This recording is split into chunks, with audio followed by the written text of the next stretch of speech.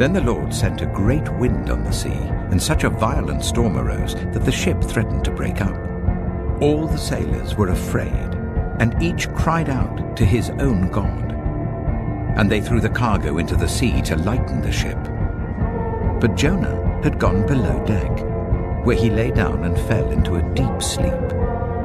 The captain went to him and said, "How can you sleep? Get up and call on your God. Maybe he will take notice of us so that we will not perish." So they asked him, "Tell us, who is responsible for making all this trouble for us?" He answered, "I am a Hebrew, and I worship the Lord, the God of heaven, who made the sea and the dry land." This terrified them, and they asked, "What have you done?" They knew he was running away from the Lord because he had already told them so.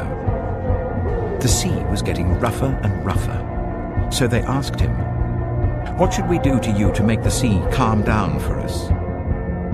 "Pick me up and throw me into the sea," he replied, "and it will become calm. I know that it is my fault that this great storm has come upon you." Then they took Jonah and threw him overboard, and the raging sea grew calm.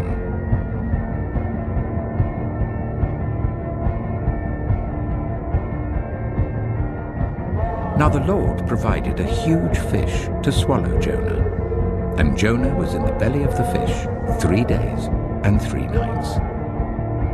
From inside the fish, Jonah prayed to the Lord his God. He said, "In my distress I called to the Lord, and he answered me. From deep in the realm of the dead I called for help, and you listened to my cry. You hurled me into the depths, into the very heart of the seas, and the currents swirled about me. All your waves and breakers swept over me. I said, I have been banished from your sight, yet I will look again towards your holy temple. The engulfing waters threatened me, the deep surrounded me. Seaweed was wrapped around my head. To the roots of the mountains I sank down. The earth beneath barred me in forever. But you, Lord my God, brought my life up from the pit. When my life was ebbing away, I remembered you, Lord, and my prayer rose to you, to your holy temple. Those who cling to worthless idols turn away from God's love for them.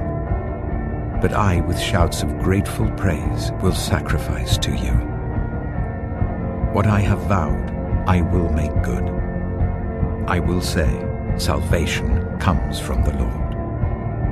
And the Lord commanded the fish, and it vomited Jonah onto dry land.